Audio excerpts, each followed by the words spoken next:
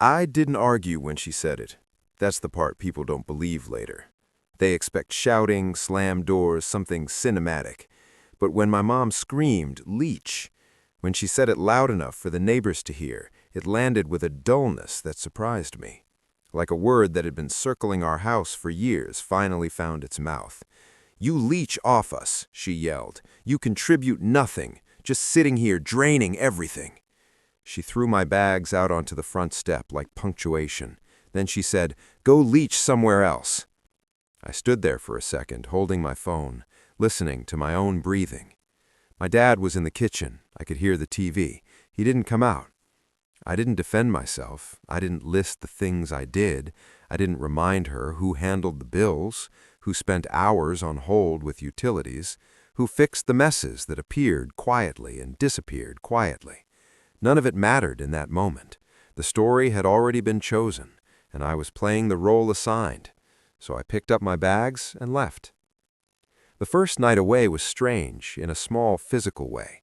I kept waking up thinking I'd forgotten something important. An account update, a reminder, a payment deadline. For years, my brain had been calibrated to other people's systems. Silence felt irresponsible. Then it felt empty. Then slowly, it felt like space. I stayed with a friend. At first, I didn't tell them everything. I said we'd had a fight. That was easier than explaining how you can live in a house and still be considered an accessory. In the quiet, memories rearranged themselves, not dramatically, just enough to be uncomfortable. The way my mom would complain about money while handing me bank letters to figure out. The way my dad would say, "You're good with this stuff," and then never learn it himself. The way everything worked as long as I was there, and how that working erased me. 3 weeks passed. No calls, no apologies, no questions about where I'd gone or whether I was okay. I told myself that was confirmation. I also told myself not to care. Both were lies, but manageable ones. Then my phone rang. My dad's name lit up the screen. I answered. "What's going on?" he said, skipping hello. His voice was tight, pitched higher than usual. "The bank froze our account, everything. Cards, transfers, we can't access anything." I leaned back against the wall and closed my eyes. "They said something about verification," he continued. "Some compliance thing. We don't even know where to start. Do you know anything about this?" And there it was. Not my name, my function. I pictured the bank emails I used to open automatically, the two-factor authentication tied to my number, the annual identity check I'd handled last year without comment. None of it had been dramatic. It was just maintenance, like oiling a machine no one thought about until it seized. "I don't live there anymore," I said. A pause, breathing on the other end. "Well, can you help us fix it?" he asked. "Your mom's really upset." I thought of her voice on the driveway. "Go leech somewhere else." I didn't raise my voice. I didn't explain. I didn't list receipts. I texted him instead after the call ended.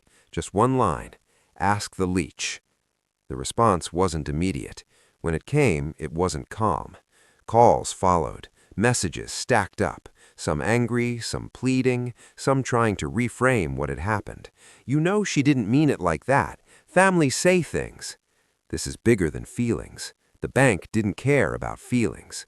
From their side, it was simple. Verification hadn't been completed. Access credentials were tied to a person no longer authorized or present. Until proper documentation was submitted, accounts would remain frozen. Authority didn't arrive shouting. It arrived in automated emails and polite hold music. My parents had to go in person. They had to answer questions they'd never bothered to understand before. Fees accrued. Bills bounced. Conversations with bank staff turned embarrassing fast. I didn't interfere. That was the part that surprised me the most. Not the anger, but how little satisfaction I felt. Mostly, I felt tired and steadier than I had in years. When my mom finally texted me, it wasn't an apology. It was an accusation wrapped in panic. "You did this on purpose." I stared at the screen for a long time before replying. "No," I wrote. "I left when you told me to. Everything else happened because I wasn't there." She didn't answer.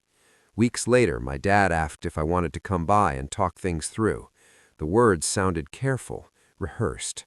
I imagined sitting at the same table, explaining myself to people who had already decided who I was. I said no.